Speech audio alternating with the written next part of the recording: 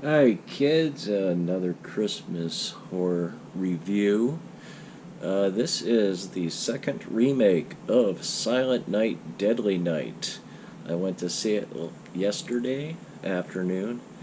Uh, I'm not one for slashers, and thankfully, this is not really a slasher. It's a serial killer type thing. I never saw the original, so this is pretty much just me reviewing the movie. Uh, this as a standalone movie. Uh, what we have is uh, Billy visiting his grandfather at a hospice. Uh, First weird incident, this maintenance janitorial type person named Charlie, played by Mike Echo Exon. It's Achesson. We all remember him as the guy who partied with Buddy the Elf in the mailroom.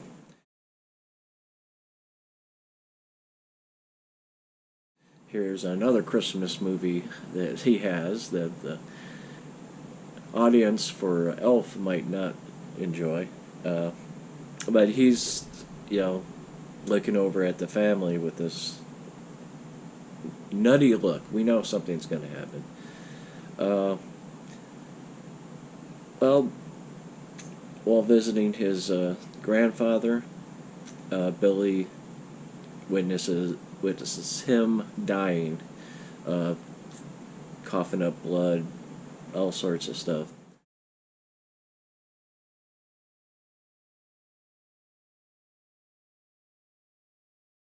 Uh, and but on the way home, Charlie has an encounter with the family, which leaves the father, the mother, and Charlie dead. Uh, Charlie's dressed up like Santa. Of course, Billy grows up to be Rowan Campbell. Uh, Apparently, he was in that last Halloween movie. Uh,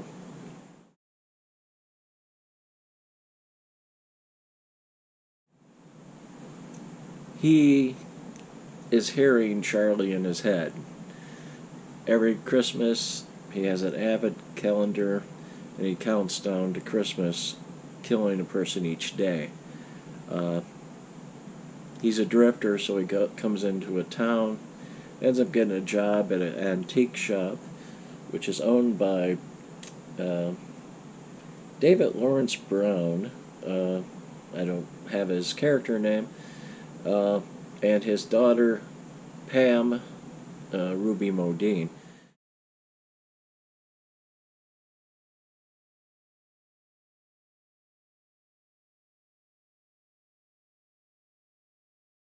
They end up having an attraction, both Billy and Pam, to each other, and eventually they do end up getting a relationship.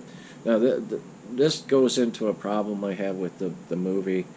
Uh, Billy's, even if this is like an influence from something else, because there's a suggestion of that, uh, I think Billy killing people, once he turned, I think, 17, is going to have a psychological effect. I'm not sure if I'm going to blame Rowan's Campbell's performance, maybe the director, who is Mike P. Nelson. I think he's also the writer.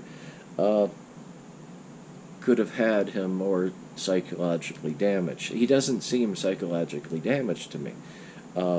On the other hand, Pam has a temper issue, and she can get violent. And we see this at a hockey game or hockey practice, or it might have been a game. I can't remember. But well, what the situation is, there's elements of Dexter, and believe it or not, Venom. You end up having this voice in his head talking to him. They are almost like friends, you know, like the Venom movies. Uh, but Charlie, the voice, has a feeling for people, and he knows who the evil ones are, and that's the only people. That's the Dexter part of it. He, based on what Charlie tells him, this person's evil, even if they don't appear to be evil. Uh, it's pretty decent. It's really well shot. There's a lot of attention drawn to character development and the relationship between Billy and Pam,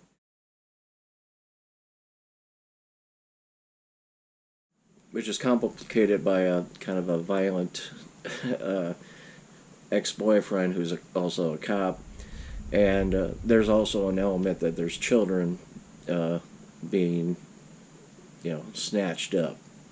In fact, that's what they call the person taking them, the snatcher. Uh, this is basically a serial killer as a good guy type movie.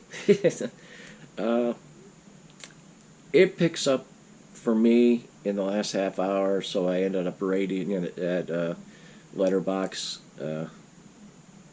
site a 3. Still liked it. Thought they could have, I know, sprinkled more of what horror fans would want.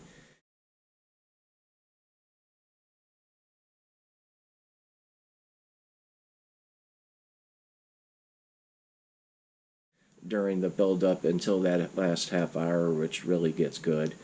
Uh, it's a weird tonal movie too. It's very serious, and it's really well done with that. And then there's some goofy shit that pops up every once in a while. It's like tonally, I'm not sure if they match. It's not a perfect film, but it's an okay time at the movies. Uh, but that's my second Christmas review of this season. Till next time, stay safe and always have a good time. Bye now.